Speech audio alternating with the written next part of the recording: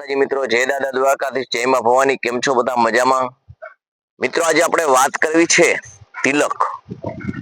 તિલક એટલે શું? જુદા જુદા સંપ્રદાય, જુદા જુદા ધર્મો કે ગમે તે હોય, પણ કઈ ન કઈ પ્રતિક રૂપે પોતાના મસ્તક ઉપર કંઈક ધારણ કરે છે. કંઈક એ ધર્મનું જે પ્રતિક છે એ ધારણ કરે છે. આપણે સનાતન ધર્મની અંદર મસ્તક ઉપર આપણે તિલક લગાવીએ છીએ, કુમકુમનું લગાવીએ છીએ, ભભૂતનું લગાવીએ છીએ. આપણે મિત્રો આ તિલક લગાવીએ એટલે શું ખબર છે?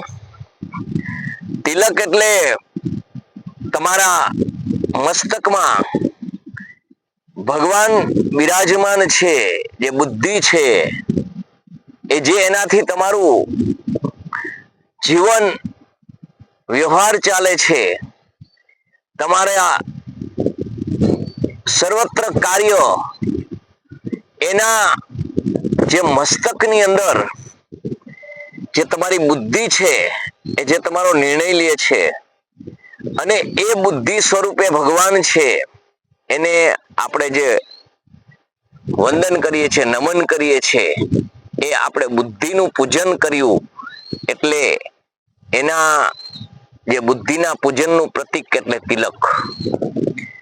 આપણે આ તિલક ક્યારે લગાવીએ છીએ? તો કે જ્યારે આપણે પૂજા કરીએ છીએ ભગવાનની સાનિધ્યની અંદર, એ ભગવાનની હાજરીમાં લગાવીએ છીએ. ભગવાનને આપણે વંદન કરી અને આપણે તિલક લગાવીએ છીએ. પૂજા પાઠ કરી ત્યારે તિલક લગાવીએ છીએ. કેમ? કે ભગવાન તે આપેલી જે મારી બુદ્ધિ છે ને, મને બુદ્ધિ આપી છે ને, એ બુદ્ધિથી ભગવાન મારો વ્યવહાર ચાલે છે, મારું હર કાર્ય ચાલે છે, મારા હર કોઈ કૃતિની અંદર જ્યાં જ્યાં મને જરૂર પડે છે ત્યાં તારી આપેલી મને બુદ્ધિ કામ આવે છે.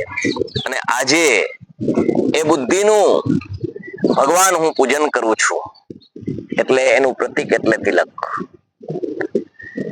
તિલક એક આપણા ધર્મ નું પણ પ્રતીક છે. તિલક આપણે જ્યારે લગાવીએ છીએ ને, ત્યારે વિવિધ સંપ્રદાયના વિવિધ તિલક જે કરે છે એના ઉપરથી ધર્મ ઓળખાય છે, એનો સંપ્રદાય ઓળખાય છે. પણ મિત્રો, આપણે એ વાતમાં ન પડતા આપણે એક જ સીધી પટ્ટીએ વાત લઈએ કે તિલક એટલે બુદ્ધિનું પૂજન છે. અને આ બુદ્ધિ મને ભગવાને ક્યારે આપી છે? આ બુદ્ધિ મને ભગવાને મારા કર્મ પ્રમાણે આપી છે, મારી ક્ષમતા પ્રમાણે આપી છે, મને ભગવત કાર્ય કરવા માટે આપી છે. મને આ બુદ્ધિથી કોઈ પણ માનવ સમાજનું સારું કરવા માટે મને ભગવાને બુદ્ધિ આપી છે. અને આ બુદ્ધિ મને જે ભગવાને આપી છે, એનું મેં જે આ તિલક રૂપે જે પૂજન કર્યું છે, તો આ મારા તિલકની પણ મર્યાદા જળવાવી જોઈએ. માણસ જ્યારે તિલક કરીને જાય છે ને, ત્યારે હર કોઈ સમાજ, એ માણસ ગમે તેવો હોય, પણ ધર્મના પ્રતીક રૂપે જે તિલક લગાવ્યું છે ને, એ બુદ્ધિનું પૂજન કરીને જે તિલક લગાવ્યું છે ને, તેથી માણસ એને પેલા સૌ પ્રથમ એને ધાર્મિક સમજે છે. હવે આ ધાર્મિક સમજેલો માણસ જ્યારે ભગવાનને વંદન કરી અને જે તિલક લગાવી અને જે સમાજની અંદર જાય છે, કુટુંબની અંદર જાય છે, અન્ય સમાજની અંદર જાય છે, ત્યારે એના ઉપર માણસ જ્યારે ભરોસો મૂકે છે ને, તો સૌ પ્રથમ એ આવે છે કે મેં તિલક લગાવ્યું છે, મેં ધર્મનું મારા ઉપર પ્રતીક છે, તો મારે આ ધર્મને લાછન લાગે, આ તિલક ને લાછન લાગે એવું મારે કાર્ય ન કરવું જોઈએ. મારા જીવનની અંદર જે ભગવાને મને માનવીય આપ્યું છે, મને સરસ મજાની બુદ્ધિ આપી અને જે મારું જીવન ખીલાવ્યું છે, અને આ ખીલતા જીવન ઉપર જે મને સમાજે મારા ઉપર જે આશા રાખી છે, એ આશાનું ખંડન મારે ન કરવું જોઈએ. આવું માણસને જયારે તિલક લગાવે ને, સવારે નીકળે ને ત્યારે હોવું જોઈએ. મારા ઉપર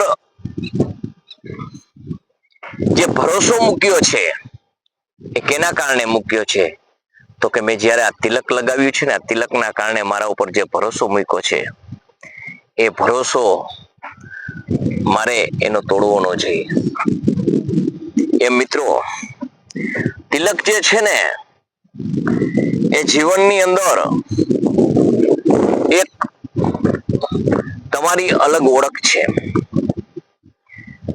તમારા એ તિલકના કારણે હર કોઈ સમાજ તમને નમન કરે છે, સામો મળે તો તમને નમન કરે છે, તમને તમારી જોડે સારી વાત કરે છે, તમારી યારે સારું વર્તન કરે છે, કારણ કે તે ધર્મરૂપી જે તિલક લગાવી અને તમે નીકળો છો ને, એટલે એ તમને ધાર્મિક સમજે છે. પરંતુ જ્યારે આ માણસ તિલક લગાવી અને કોઈ પણ ખરાબ કૃત્ય કરે છે, ત્યારે સૌ પ્રથમ એ માણસ ન લજવાતા સૌ પ્રથમ આ તિલક છે ને એ સમાજની અંદર પ્રથમ નજરે આવે છે. એ તિલકનો જે ધર્મ છે ને એ પ્રથમ નજરે આવે છે. એવી જે મેં મારી બુદ્ધિનું પૂજન કર્યું છે ને, એનું હું આજે અપમાન કરી રહ્યો છું. આવું માણસને વિચારવું જોઈએ. માણસ કોઈ પણ જ્યારે કાર્ય કરે અને જે મેં બુદ્ધિનું પૂજન કરી અને જે તિલક લગાવ્યું, અને એ તિલક લગાવ્યા પછી હું જે કૃતિ કરું છું ને, એ મને શોભે નહીં, એ મને પાપ લાગે. આવું માણસના જીવનમાં હોવું જોઈએ. એટલે જ આપણા મહાપુરુષો, આપણા ઋષિ મુનિઓ આપણને આવી ધર્મરૂપી આપણે પાપ કર્મ ન કરીએ એ માટે આપણને આવા બધા પ્રતીકો આપ્યા છે. આપણે જોઈ છીએ કે ભગવો ધારણ કરેલ જે માણસ હોય એને આપણે સાધુતાનું પ્રતીક સમજીએ છીએ. કોઈ પણ પ્રકારનો ભગવો ધારણ કરેલો હોય એને આપણે સાધુ જ કહીએ છીએ. એને આપણે જાતિ નથી પૂછતા. એને આપણે કોઈ વાતની અંદર વિવાદ નથી કરતા. આપણે કોઈ એને દિલ દુખાય એવી વાત નથી કરતા.